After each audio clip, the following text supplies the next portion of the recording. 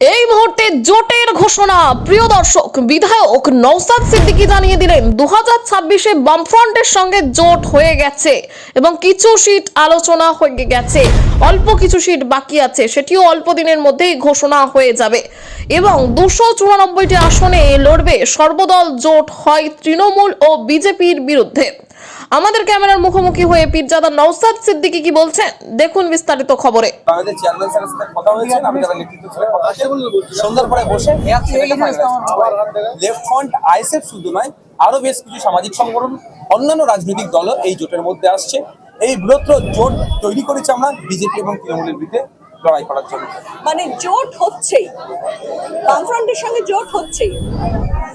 এক্ষেত্রে যে সিট আপনাদের যে দাবি, সেই দাবি কতটা মানা হচ্ছে? যে আপনারা যতটা দাবি করেছিলেন যে যে আসনগুলো লোকসভা বা শেষ যে নির্বাচনগুলো হয়েছে সেখানে কতটা মানা হচ্ছে? দেখুন, আমরা বেশ কিছু সিটে রিজিট ছিলাম, লেফটের পক্ষ থেকে বেশ কিছু সিটে রিজিট আছে, যেগুলো আমরা ছাড়তে পারবো না আনকম্প্রোমাইজেড। আমাদেরকে সেটা করেছেন। আবার লেফটের পক্ষ থেকে যেটা আনকম্প্রোমাইজ, এটাকে আমরা ছাড়তে পারবো না, আমরা সেটাকে সেই ক্ষেত্রে আমরা তাকেও ছেড়েছি। আমরা যুক্তিতর্কের ভিত্তিতে হচ্ছে যে কেন ছাড়তে পারবো না আমরা বলেছি, আবার লেফট এই সিটগুলো কেন ছাড়তে পারছে না বলেছে, সেইগুলো সব মিলিয়ে আমরা একটা ভালো জায়গায় এসে দাঁড়িয়েছি। কিন্তু গতবার দেখা গিয়েছিল যে একটা ঘটনা ঘটেছিল, একই আসনে আপনাদেরও প্রার্থী রয়েছে আবার বামফ্রন্টেরও প্রার্থী রয়েছে, এবারও কি সেই ঘটনা ঘটতে পারে? না, ওটা না হয় সেই জন্য একটু টাইম হলো। ওনারাই বললেন যে গতবারের মতো না হয় যায়, যেমন দেগঙ্গা সিটে আমাদেরও প্রার্থী, বামেদেরও প্রার্থী, চাপড়া সিটে আমাদেরও প্রার্থী, বামেদেরও প্রার্থী, এটা তো স্পিডটা নষ্ট হবে। হ্যাঁ, যদি আগে থেকে আলোচনা হয়ে যায় যে এই সিটগুলোতে বামরাও লড়াই করবে, আইএসএফ আলাদা ব্যাপার। যখন ঘোষণা হয়ে গেল যে 294তে একসাথে লড়াই করছি, তাহলে আর ওইগুলোটা ওরা ডিস্ট্রিবিউটেড হয়ে যাবে, স্পিড নষ্ট হবে। এবারে ওইটা হবে না। এবার কি গতবারের থেকে 21-এর থেকে বেশি আসনে সমঝোতা হচ্ছে? স্বাভাবিকভাবে 21-এ নতুন দল করেছিলাম, আর 5 বছর মাঠে ময়দানে থেকে মার খেয়ে, কেস খেয়ে, জেল কেটে, আমি নয় আমাদের কর্মীরা যে সংগঠন তৈরি করেছে সেগুলোকে তো প্রাধান্য দিতেই হবে। তাও কত পার্সেন্ট পাচ্ছেন আপনাদের? দেখুন, এখন বলবো না, আগামীকাল এটা ঘোষণা। আপনি খুশি? দেখুন, আমি শুধু খুশি বলে না, রাজ্যের মানুষের খুশির জন্য আমি একটু দুঃখিত হলেও রাজ্যের মানুষের খুশি অর্থাৎ করতে হবে, অর্থাৎ লার্জার যে ফ্রন্ট তৈরি হচ্ছে সেখানে দুঃখিত কেন?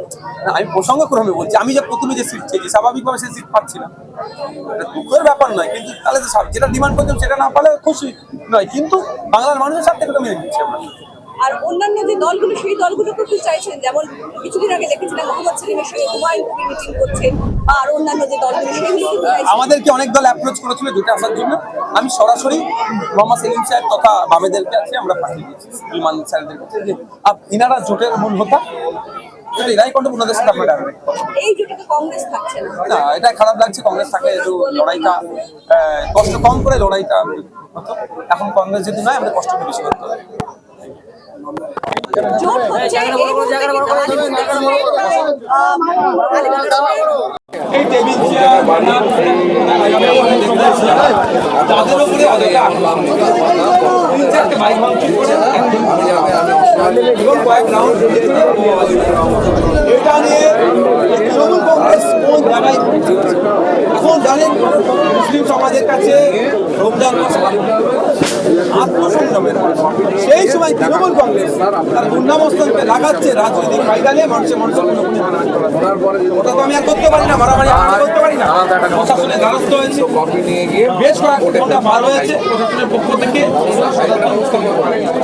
আমি আজকে মানসিক প্রস্তুতি নিয়েছিলাম, হয় বাসন্তী হাইওয়েতে অবরোধ করবো, যারা গুলি ছুড়েছে, বোমাবাজি করেছে, হিংসাত্মক কাজের সাথে যারা যুক্ত, তাদেরকে